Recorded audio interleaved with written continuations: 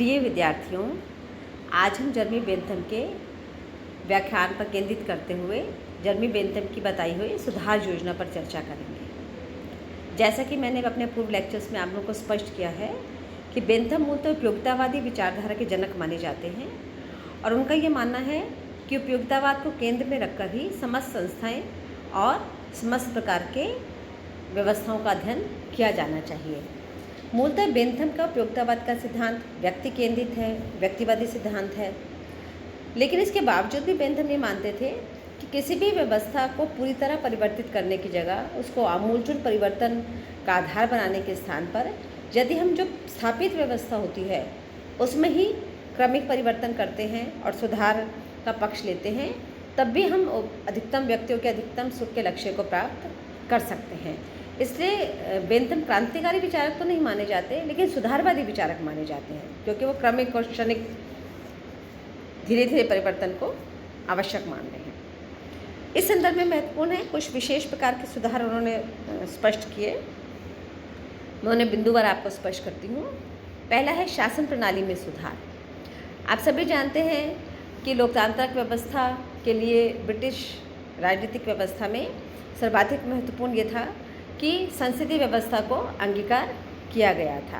राजतंत्र से लोकतंत्र की तरफ पदार्पण करते हुए कुछ ऐसी खामियां, कुछ ऐसी कमियां थी जो उस व्यवस्था में आ गई थी, जिसमें बेंथम ने सजेस्ट किया कि यद्यपि लोकतंत्र सर्वाधिक उचित सर्वोत्तम व्यवस्था है जो अधिकतम व्यक्तियों के सिद्धांत को केंद्रित कर सकती है, लेकिन उसमें गुप्त मतदान, सार्वभौम वयस्क मताधिकार आवश्यक है। संसद के दो सदन हैं, लॉर्ड सभा और कॉमन सभा। तो लॉर्ड सभा चूँकि विशेषाधिकारों का प्रतिनिधित्व करता है, विशिष्ट सामाजिक स्तर का प्रतिनिधित्व करता है, तो लॉर्ड सभा के पक्षधर नहीं थे, तो इसलिए वो लॉर्ड सभा के अंत का समर्थन करते थे। लेकिन कॉमन सभा के समर्थक थे, क्योंकि वो लोकतांत्रिक जनप्रतिनिधिक जन प्रक्रिया का हिस्सा है, उसके वार्षिक चुनाव कराए जाने को आवश्यक मानते थे। यह भी महत्वपूर्ण है, चूँकि व्यक्ति खुश कब रहेगा, प्रसन्न कब रहेगा, जब उसको विचार की और अभिव्यक्ति की स्वतंत्रता मिलेगी। विचार और अभिव्यक्ति की स्वतंत्रता के लिए बेंथम ने प्रेस की स्वतंत्रता का समर्थन किया। दूसरा सुधार जो उन्होंने अलग क्षेत्र में बताया वो है विधि निर्माण के क्षेत्र में, जिसमें उन्होंने स्थानीय सुशासन संस्थाओं का परिहार्य माना। दंड संहिता में सुधार के बहुत महत्वपूर्ण सुझाव दिए, जिसमें दंड अपराध के अनुकूल हो। ऐसा नहीं हो कि अपराध तो छोटा हो और दंड बहुत अधिक हो जाए, या अपराध बहुत गंभीर और उसके तुलना में दंड बहुत कम हो जाए।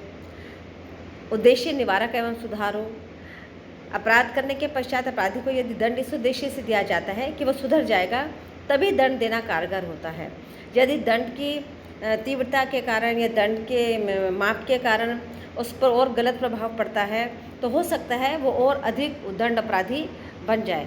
तो उद्देश्य क्या होना चाहिए? निवारक, अर्थात उसको बदलने वाला, सुधारक हो, उसको पॉजिटिव सोच की तरफ लेकर जाए। दंड देते समय अपराधी की आयु, लिंग, परिस्थितियों का भी ध्यान रखा जाना चाहिए। दंड देने से पूर्व ये विशिष्ट एक परिस्थिति देखी जानी चाहिए कि जब भी किसी व्यक्ति ने अपराध किया तो उसकी उस समय मानसिक स्थिति क्या थी। कई बार सामान्य और बहुत स्वस्थ व्यक्ति भी ऐसा अपराध किसी क्षणिक उन्माद के कारण, उद्वेग के कारण कर देता है, वो उसकी मानसिक परिस्थिति का कारण हो सकता है। तो मानसिक परिस्थिति का विशेष रूप से आकलन किए जाने को बेंथम ने आवश्यक माना। दंड का उद्देश्य ये था प्रकार से जो दंड है वो पश्चाताप की भावना उत्पन्न करना होना चाहिए, जिससे वो उसे सुधार की ओर प्रवृत्त कर सके। व्यवहार संहिता में सुधार। निर्धन के शोषण का अंत की बात की।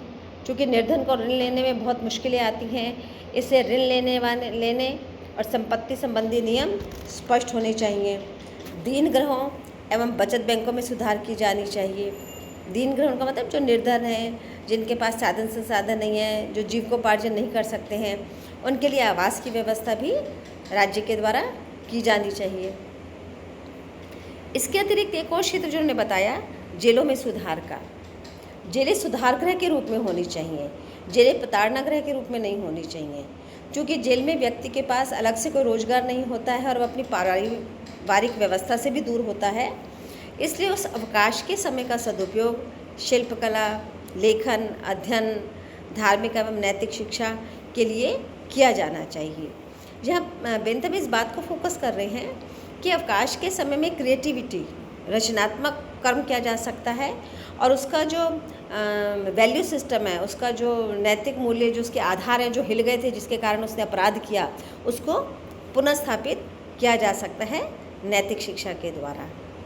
यहाँ बेंथम ने आदर्श जेल की एक पेन एप्टिकॉन नाम से व्यवस्था बताई। आदर्श जेल को नाम दिया गया पेन ऑप्टिकन, जिसमें उन्होंने माना कि जेल की इमारत की जो संरचना हो वो चक्राकार होनी चाहिए, सर्कुलर होनी चाहिए। वो इसलिए क्योंकि अगर वो चक्राकार होगी तो सारे अपराधी दिखेंगे, एक दूसरे को दिखेंगे, और उसके बीचों बीच में जेलर के आवास की या रहने की या प्रबंधन की व्यवस्था की जानी चाहिए। जब ऐसे होगा तो सभी जेलर सभी अपराधियों के संपर्क में रहेंगे, और चूँकि वो एक उससे अलग व्यवस्था के तहत नहीं रहेंगे, उसी व्यवस्था में रहेंगे, तो जेलर उनकी गतिविधियों का आकलन करके ये देख सकता है कि किस प्रकार अपराधी के आचरण में, व्यवहार में या उसकी मानसिक स्थिति में परिवर्तन आ रहा है। और अन्य सब व्यक्तियों को भी लगेगा कि वो समाज से दूर नहीं है, एक ऐसे व्यक्ति के संपर्क में है जो निरंतर समाज के संपर्क में है। तो यह एक सकारात्मक सोच की तरह, सकारात्मक समाधान के रूप में उन्होंने चक्राकार इमारत का प्रावधान रखे जाने की बात कही। कानून तथा न्यायिक सुधार के पक्षधर थे। उनका मानना था कि कानून सरल, सुबोध एवं संहिताबद्ध होने चाहिए। सरल होंगे तो आम व्यक्ति भी उसको समझ सकता है, उसकी व्याख्या कर सकता है, और संहिताबद्ध होंगे तो कभी भी उसको कोट करने के लिए उसको बार बार कानूनों की जो कलिष्टता है उसमें नहीं जाना पड़ेगा, और अगर कॉडिफिकेशन हुआ होगा तो उसको रेफ़र किया जा सकता है। उनका मानना था कि विधिशास्त्र एवं राजनीति पृथक हैं, तो विधिशास्त्र को अलग तरीके से पढ़ाया जाना चाहिए और राजनीति को अलग रखना जाना चाहिए।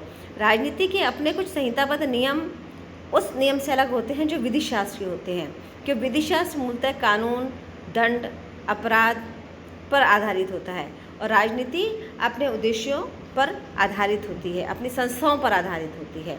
तो दोनों को पृथक मानते हुए दोनों के लिए अलग प्रकार के अध्ययन की और अध्यापन की व्यवस्था को बेंथम ने आवश्यक माना। न्याय प्रणाली को सरल, शीघ्र, कम व्ययी बनाने का समर्थन किया।